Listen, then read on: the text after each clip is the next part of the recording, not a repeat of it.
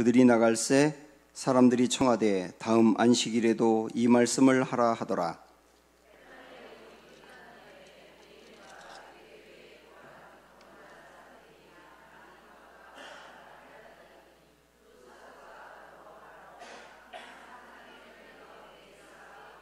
그 다음 안식일에는 온 시민이 거의 다 하나님의 말씀을 듣고자 하여 모이니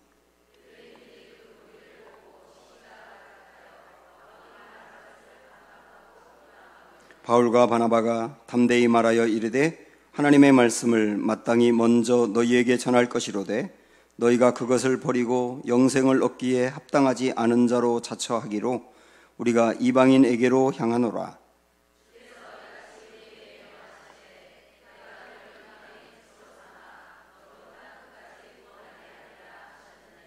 이방인들이 듣고 기뻐하여 하나님의 말씀을 찬송하며 영생을 주시기로 작정된 자는 다 믿더라. 이에 유대인들이 경건한 귀부인들과 그 신의 유력자들을 선동하여 바울과 바나바를 박해하게 하여 그 지역에서 쫓아내니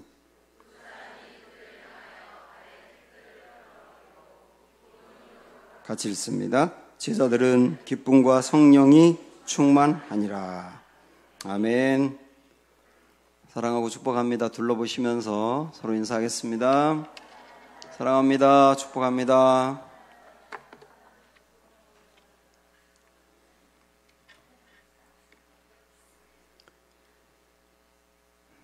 우리 박명선 집사님을 위해서 계속 우리가 기도를 해왔는데요. 새벽에도 매일 기도하고 또 예배 시간에 많이 기도했는데 사실 박 집사님이 그 자궁에 암이 있어서 수술을 해야 되는데 간 수치가 너무 높아서 수술을 못했어요. 그래서 그 얘기를 듣고 저도 마음이 걱정이 생겨서 빨리 수술을 해야 되는데 그냥 놔두면 이게 암세포가 커가니까 그래서 빨리 해야 되는데 수치는 떨어지지 않고 그래서 염려를 해왔는데 저는 그렇게만 기도했거든요. 간 수치가 빨리 떨어져서 정상으로 회복되어서 수술을 빨리 하게 해달라고. 근데 오늘 박 집사님 저한테 전화를 하셨어요. 검사를 했더니 암 그 세포가 상당히 완화돼가지고 수술을 안 해도 된다는 거예요. 참 저는 이 말씀을 들으면서 우리 하나님 정말 멋지시다. 응? 우리는 빨리 수술할 수 있도록 완화시켜달라고 했는데 오히려 수술을 안 해도 될 상황으로 만드시는 하나님의 은혜가 정말 놀랍고 크더라고요. 그러면서 딱 생각나는 게 뭐냐면 우리 박 집사님이 겉으로 이렇게 아픔을 표현을 안 하시는 분이기 때문에 그렇지만은 이 빨리 수술할 수도 없고 그냥 놔둘 수도 없고 이럴 수도 없고 저럴 수도 없는 이 상황이 계속되니까 얼마나 좌절이 되겠습니까? 좌절이 될 만한 상황인데 그 좌절이 될 만한 상황을 하나님께서는 간증거리로 바꾸신 거예요. 우리 하나님 그러신 분이라는 거. 그걸 우리 깨달으면서 오늘 말씀 속에서도 여러분에게 그런 은혜가 되시기를 바라고 혹시나 지금 내게 어떤 좌절이 될 만한 상황이 있다 하더라도 이것이 여러분에게 간증거리로 바뀌는 역사가 있기를 전 축복하고 여러분 믿으시기를 소망합니다. 사도 바울이 비시디아 안디옥이라고 하는 곳에서 복음을 전하는 내용인데요. 그곳에서 바울은 그냥 십자가 복음만 전한 겁니다. 예수 그리스도가 누구인지, 어떤 분인지, 그리고 그분을 믿을 때 어떻게 되는지 그 설교를 쭉 하고 났더니 오늘 42절에 보시면 그들은 비시디아 안디옥의 사람들이거든요. 갈라디아 사람들입니다. 그들이 나갈새 사람들이 청하되 다음 안식일에도 이 말씀을 하라 하더라. 그러니까 이 유대인들이 바울의 이 설교를 듣고 다음 안식일에도 똑같은 그 예수님에 대한 설교를 해달라 이렇게 부탁을 한 겁니다. 설교를 듣고 나서 다음 주일에도 또 똑같은 설교 해주세요. 이러면 그 설교가 얼마나 은혜로웠다는 뜻입니까? 그 은혜가 넘치는 설교가 된 거거든요. 그리고 그 다음 43절 보시면 회당의 모임이 끝난 후에 유대인과 유대교에 입교한 경건한 사람들이 많이 바울과 바나바를 따르니 이렇게 나와요. 그러니까 유대교를 믿던 사람들이 바울의 설교를 듣고 그들이 예배가 끝난 다음에 집에 돌아가지 않고 바울을 따르더라는 겁니다. 그러니까 바울이 들었던 말씀으로 예수님을 만나고 은혜가 되니까 너무 은혜를 많이 받아가지고 예배가 끝나고도 집에 가고 싶지가 않은 거예요. 그 말씀 전해준 바울과 바나바를 자꾸 따라다니고 싶은 거예요. 이게 얼마나 은혜가 넘쳤는지 우리 분위기 아시겠죠? 그 다음에 44절 보시니까 그 다음 안식일에는 일주일이 지났는데요. 그 다음 안식일에는 온 시민이 거의 다 하나님의 말씀을 듣고자 하여 모였다 이렇게 나옵니다. 성경은 다소 이렇게 과장이 있어요. 근데 과장이 있다 하더라도 그 성에 살고 있는 모든 시민이 다 모였다라고 말한다면 굉장히 많은 사람들이 그 다음 주일에는 더 많이 모인 겁니다. 그러니까 이 설교가 얼마나 은혜롭고 이 교회가 막 한 주 만에 이렇게 부흥이 되는지 여러분 알 수가 있을 거예요. 이런 부흥이 충만하게 있었던 겁니다. 그래서 아주 잘 되고 있을 때 바울의 이 전도가 잘 되고 여기 교회가 지금 막 세워져 가고 있는 이 상황인데, 그런데 그 다음 어떤 일이 벌어지느냐면 45절 보시면 유대인들이 그 무리를 보고 시기가 가득하여 바울이 말한 것을 반박하고 비방하거늘. 그러니까 바울은 복음을 전하러 가는 곳마다 유대인들이 따라다니면서 방해하거든요. 이 유대인들은 율법주의자들이고, 그래서 이들이 어떻게 해서든 바울의 복음이 전해지지 못하도록 다양한 방법으로 방해하는데 여기서도 그런 거예요. 그래서 결국 어떻게 되느냐면 쭉 내려가서 50절 말씀을 보시면 이에 유대인들이 경건한 귀부인들과 그 신의 유력자들을 선동하여 바울과 바나바를 박해하게 하여 그 지역에서 쫓아냈다 이렇게 나옵니다. 결국은 바울과 바나바가 이 부흥이 잘 되고 말씀이 잘 들어가며 은혜가 충만하던 지역에서 쫓겨나게 된 거예요.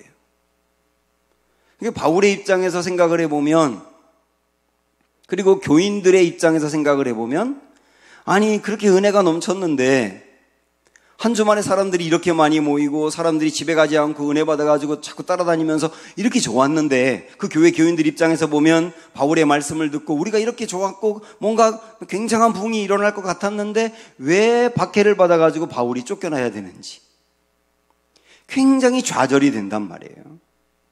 우리가 신앙생활하면서 좌절이 될 때는 나는 나름대로 열심히 신앙생활을 했는데, 정말 봉사도 열심히 했고 하나님의 말씀대로 살려고 애를 썼고 예배도 잘 나왔고 그러면서 힘써 신앙생활 하려고 했는데, 그런데 어려움이 오게 되거나 내가 하는 일이 막히게 되거나 그러면 좌절이 오는 거예요. 내가 이만큼 열심히 했는데 이게 뭡니까 하나님? 이런 거죠. 바울이 아니 그렇게 열심히 복음을 전해서 부흥이 되는가 싶더니 왜 쫓겨나야 되는 겁니까? 이게 좌절의 상황이거든. 바울에게도 그럴 수 있고 우리에게도 그럴 수 있는 거예요. 그런데 이런 상황에서 바울은 어떻게 하느냐면 좌절을 하고 열심히 복음을 전하면 뭐해? 다 되지도 않고 쫓겨나는데 이렇게 포기한 게 아니고, 그 다음 51절 보시면 두 사람이 그들을 향하여 발에 티끌을 떨어버리고 이고니온으로 갔다고 나옵니다. 여기서 쫓겨나게 되니까 쫓겨난 것 때문에 좌절한 것이 아니고 오히려 여기가 그럼 막혔다? 그럼 이쪽으로 가서 복음 전하면 되지 뭐. 복음을 전할 곳이 여기만 있고 없나? 또 있으니까 거길 가면 되지 하고 전혀 개념치 않고 그곳으로 향하여 가서 복음을 전했다는 거예요. 그것이 이고니온이라고 하는 지역이죠. 그러니까 이 말씀 하나만 봐도 바울은 전혀 좌절이 없어요. 자기 상황이 막힌 것에 대해서 좌절할 만한 상황인데 좌절하지 않아요. 바울만 그랬느냐? 그 다음 52절 보시면 제자들은 기쁨과 성령이 충만하니라. 여기서 말하는 제자들은 비시디아 안디옥에서 바울의 복음을 듣고 예수님을 믿은 사람을 말하거든요.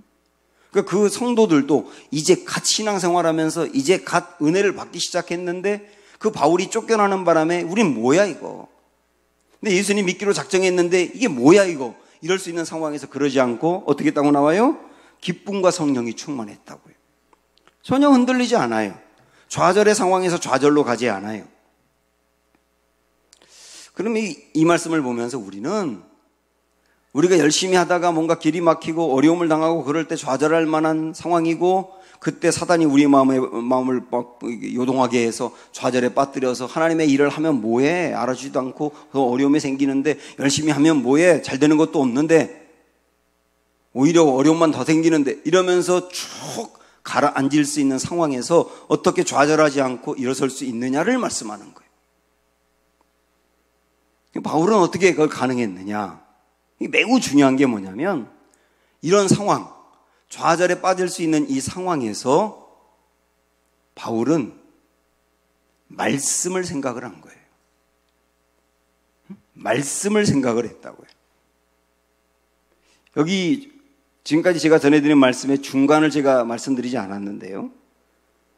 유대인들이 바울이 전하는 복음을 못하게 만들고 비방하고 방해하고 그럴 때, 그래서 길이 막히고 쫓겨나야 될 상황에서 바울은 어떻게 이 상황을 말씀으로 해석을 했느냐면 47절을 보시면 돼요. 자, 보세요. 시작. 주께서 이같이 우리에게 명하시되 내가 너를 이방의 빛으로 삼아 너로 땅끝까지 구원하게 하리라 하셨느리라 하니. 이게 무슨 말씀이냐면 이사야서 49장에 있는 말씀인데, 이사야서 49장의 말씀은 이방 지역에, 유대인이 아닌 이방 지역에 복음이 증거될 것에 대해서 예언한 말씀인데요. 바울은 자기의 길이 막히고 쫓겨나야 될 상황에서 좌절로 간 게 아니라, 이사야 49장에 있는 이 말씀을 버뜩 생각하면서, 그랬지, 그 말씀에서 그랬지, 이방에 빛을 전하는 사람이 생길 거라고 했고, 이방의 빛이 증거될 거라고 했지, 이방의 복음이 증거될 거라고 했지, 지금이 그 순간이네. 하나님이 나를 통하여 그 일을 이루시려고 하는 것이네 라고 말씀을 기억하고 받아들이면서 좌절로 간 게 아니라, 오히려 그런 이방인에게 복음을 전하기 위해서 가면 되는 거지, 이렇게 받았단 말이에요. 이렇게 받았단 말이에요. 좌절로 갈 수 있는 상황에서 그런 말씀을 기억했다. 그리고 이 말씀은 이방의 복음이 증거될 것이라고 하는 말씀이었는데, 그 말씀을 지금 이 상황으로 받았다. 그러다 보니까 여기에 길이 막히니까 앞으로 이방인들에게 복음을 더 전하면 되는 거네 하며 말씀 붙들고 갔다, 그 말이에요. 이게 좌절을 이기는 인생이었다는 거예요. 이건 뭐라고 말하냐면 주님을 바라본다고 말하는 거예요. 우리가 주님을 바라본다, 그게 굉장히 추상적인 말이잖아요. 그런 말 되게 많이 쓰는데 아주 추상적이에요. 주님을 바라본다라고 하는 말씀은 좌절과 고난과 역경의 상황에서 하나님의 말씀을 기억하고 그 말씀 붙들고 나간다는 뜻이에요. 이게 주님을 바라본다는 뜻이에요. 주님을 바라본다는 추상적이지만 그걸 구체적으로 고난과 좌절과 역경의 상황에서 하나님의 말씀을 기억하고 그 말씀 붙들고 나아가는 건 실제지 않습니까? 이게 주님을 바라보는 거라고. 그래서 좌절이 일어날 만한 상황에서 우리가 하나님의 말씀을 붙들고 가는 거, 그게 굉장히 중요한 겁니다. 그래서 바울도 그렇게 하나님의 말씀 붙들고, 그래, 그럼 이방의 복음을 더 전하라고 하는 뜻이네 하고 이방인들에게 복음을 집중적으로 전하려고 했더니, 그 다음 말씀을 보시면 48절 49절 어떻게 됐나 보세요. 시작. 이방인들이 듣고 기뻐하여 하나님의 말씀을 찬송하며 영생을 주시기로 작정된 자는 다 믿더라. 주의 말씀이 그 지방에 두루 퍼지니라. 이방인들에게 복음을 전하라고 하는 것이네 라고 받아들이고 그들에게 복음을 전했더니 하나님께서 구원을 주시려고 작정된 사람은 다 주님을 믿으면서 이방 지역에 부흥이 일어나더라, 그 말이에요. 이게 결과인 겁니다. 데살로니가전서 1장 6절에 보면, 들어보세요. 또 너희는, 바울이 데살로니가 교인들을 칭찬하는 내용인데, 또 너희는 많은 환난 가운데서, 이 데살로니가 교인들이 환난을 많이 당했다고요. 새신자들인데도 많이 당했어요. 그런데 많은 환난 가운데서 성령의 기쁨으로 말씀을 받아 우리와 주를 본받은 자가 되었으니. 이 데살로니가 교인들은요, 새신자들인데도 불구하고 많은 환난을 당했다고요. 근데 이 많은 환난을 당할 때 교회를 이제 갓 다니기 시작하고 예수님을 갓 믿기 시작하고 얼마 안 됐는데 환난을 당하게 되면 그게 넘어질 수 있는 상황인데 이들이 넘어지지 않았다는 거예요. 오히려 바울과 주님을 본받는 자가 됐대요. 그 환난 가운데도. 그런데 그 비결이 뭐라고요? 그 환난의 상황에서 말씀을 받았다고요. 말씀을 받았다고. 그 말씀을 받아 그 말씀 붙들고 환난을 이겼다고. 여러분, 이게 굉장히 중요한 실제를 얘기하는 거예요. 왜 많은 성도님들이 신앙생활을 오래 했어도 좌절과 어려움, 고난과 어려움을 만나면 열심히 했는데도 불구하고 어려움을 만나면 좌절하는지 아세요? 그 상황에서 주님이 주시는 말씀을 받지 않는 거예요. 그 순간에 떠오르게 하는 말씀을 붙드는 게 아니라 그냥 상황에만 몰입하는 거예요. 그래서 말씀을 붙들고 기억하는 게 주님을 바라보는 거다. 이 말씀을 한 거거든요. 끊임없이 그렇게 해나가야 되는 겁니다. D.L. 무디가 이런 말을 했거든요. 인간은 깨진 그릇과 같으므로 계속 충만하게 되는 방법은 물이 쏟아지는 수돗물 아래 그 깨진 그릇을 갖다 놓는 방법밖에는 없다 그랬어요. 그렇지 않습니까? 그릇이 깨졌다고 생각을 해보세요. 물을 부으면 아무리 부어도 깨진 그릇은 물이 다 새나가지 않습니까? 그러면 그 물을 충만하게 채우는 길은 뭘까요? 활활 쏟아지는 수돗물 밑에다 그 통을 갖다 놓는 길밖에 없는 거예요. 우리는 깨진 그릇과 같아. 목사인 저도 깨진 그릇과 같고, 여러분도 깨진 그릇과 같고, 그래서 깨진 그릇과 같아서 받은 은혜가 금방 사라져버리기도 하고, 교회에서 받은 은혜가 충만했는데 고난을 만나면 그 은혜는 다 사라진 것 같고, 그게 우리가 깨진 그릇과 같기 때문에 그렇거든요. 그래서 깨진 그릇과 같기 때문에 우리가 좌절로 가지 아니하며 늘 승리하는 인생이 되기 위해서는 수돗물 밑에 깨진 그릇을 갖다 놓는 것밖에 없는 것처럼 활활 쏟아지는 하나님의 은혜의 말씀 앞에 나를 갖다 놓지 아니하고는 깨진 그릇과 같은 우리가 충만하게 채워질 수가 없는 거예요. 그래서 끊임없이 말씀을 바라고 기억하고 주님 앞에 가야 된다는 거. 이게 이길 수 있는 길이라고 말씀하는 거 아닙니까? 예수님이 돌아가시고 나서 여인들이 예수님을 사랑하고 예수님으로 인해서 회복이 되고 구원을 받은 여인들이 너무 주님이 안 계신 게 아쉬운 거예요. 그래서 무덤으로 갔습니다. 이 여인들이 무덤으로 갈 때는 완전한 좌절 상태거든요. 그렇게 기대했던 예수님이 떠났으니까요. 좌절. 그런데 무덤에 와 있는 이 여인들을 보고 천사들이 여인들에게 뭐라고 말씀하는지 들어보세요. 누가복음 24장 6절에 보니까 이렇게 말씀합니다. 돌아가신 예수님을 두고 하는 말이에요. 여기 계시지 않고, 예수님이 여기 계시지 않고 살아나셨느니라 갈릴리에 계실 때에 너희에게 어떻게 말씀하셨는지를 기억하라. 지금 이 여인들은 예수님이 안 계신 것 때문에 완전히 좌절에 빠질 수 있는 상황인데, 그때 천사들이 좌절에 빠질 수밖에 없는 상황이 있는 여인들에게 하신 말씀이 뭐냐면 주님이 이전에 너희들에게 하셨던 말씀을 기억하라는 거예요. 그 말씀이 뭡니까? 나 죽겠지만 살아난다예요. 부활한다는 말씀, 그 말씀 아닙니까? 그 말씀을 기억해라. 오늘 우리에게도 똑같이 주는 말씀이에요. 어떤 이유로든지 좌절에 빠지려고 하는 상황에서 그 좌절로 가지 않고 승리하는 비결이 뭐라고요? 주님이 주셨던 말씀을 기억하라.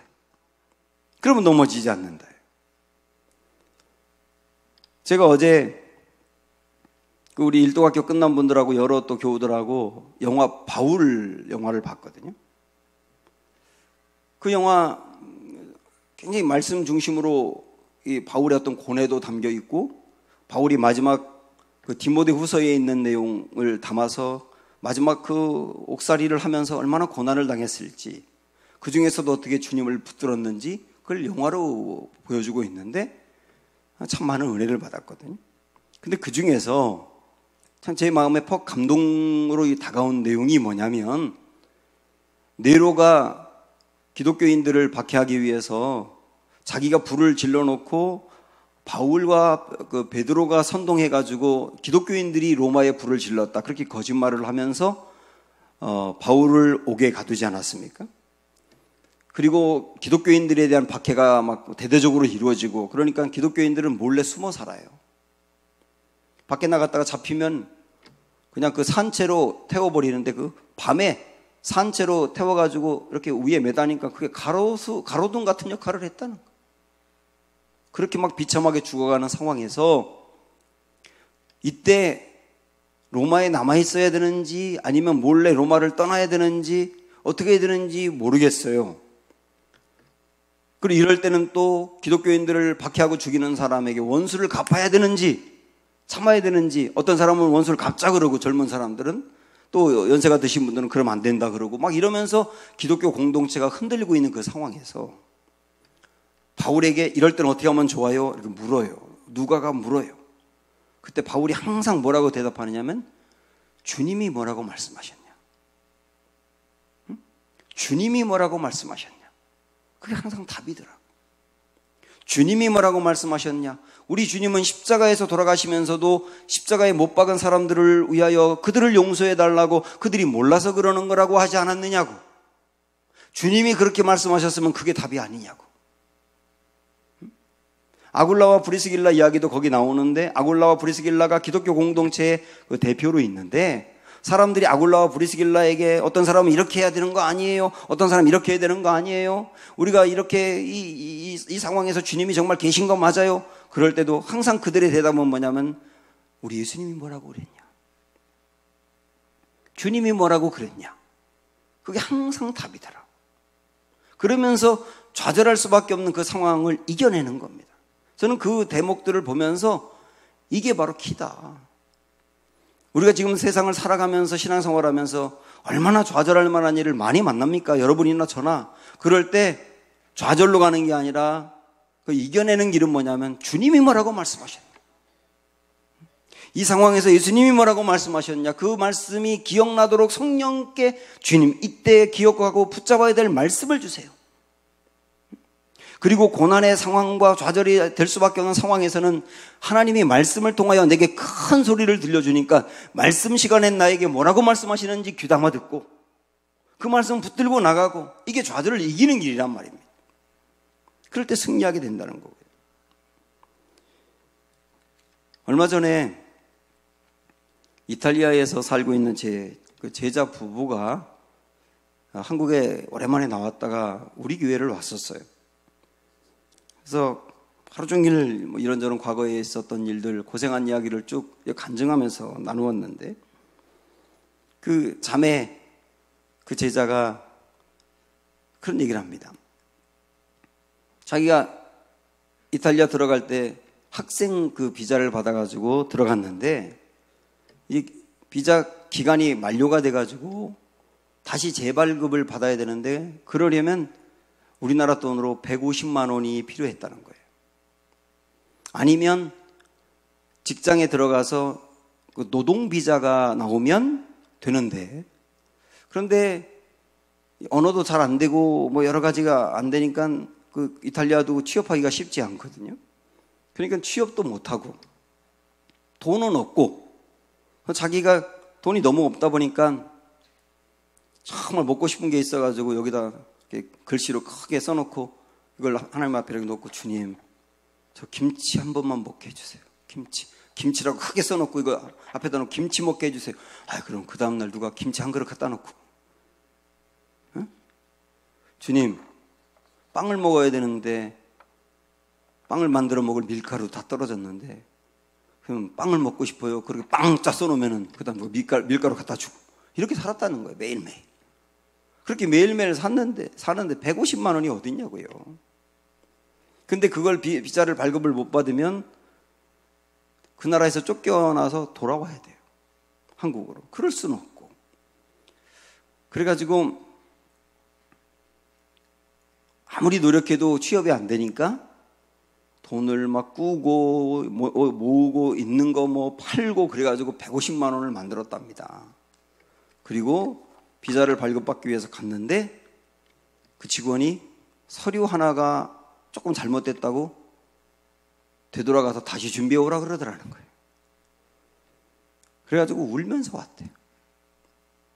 나는 여기 되는 게 아무것도 없나고. 이렇게 돈을 긁어 모아가지고 비자 받으려고 했는데 이것마저도 안 되냐고. 그래서 울면서 왔대요.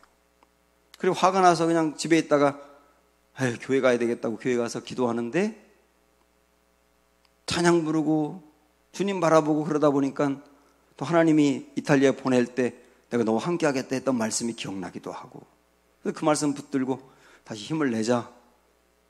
그리고 집에 갔는데 그 다음날 연락이 와가지고 취업이 됐다는 거예요.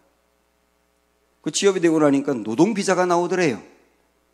그래가지고 150만 원 안 들이고 비자가 해결된 거예요. 그 일을 경험하면서 이 자매는 주님이 이걸 주시려고 이걸 막으신 거구나.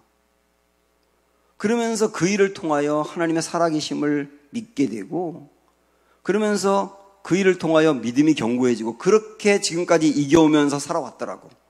고백을 하는 거예요. 지금은 안정되게 살고 있거든요. 사랑하는 여러분, 때로 우리는 기가 막힌 수렁에 빠질 때가 있어요. 수렁에 빠진다는 말은 이렇게도 못하고 저렇게도 못하는 상황이 올 수 있다는 거거든요. 이럴 때 좌절이 됩니다. 하나님의 말씀대로 사는데 주님이 나를 돕지 않는 것 같은 상황이 올 때도 좌절에 빠질 수 있어요. 그러나 우리 이걸 마음에 붙들길 바라는데, 주여, 좌절에 빠질 수 있는 이 상황이지만 이 좌절에 빠질 수 있는 상황이 나에게 간증으로 바뀌기를 원합니다. 아멘. 그 소망을 붙들고 이겨내셔야 되는 거예요. 그냥 되는 게 아니고 그 상황에서 주님을 바라봐야 한다. 주님을 바라본다는 게 뭐였어요? 고난과 역경이 있어도 그 순간에 하나님의 말씀을 기억하고 그 말씀 붙들고 이겨내는 거다. 그렇게 함으로 인해서 어떤 좌절에도 빠지지 아니하고 능히 승리하는 주님의 백성들 되시기를 주의 이름으로 축원합니다. 주가 보이신 생명의 길 함께 찬양하도록 하겠습니다.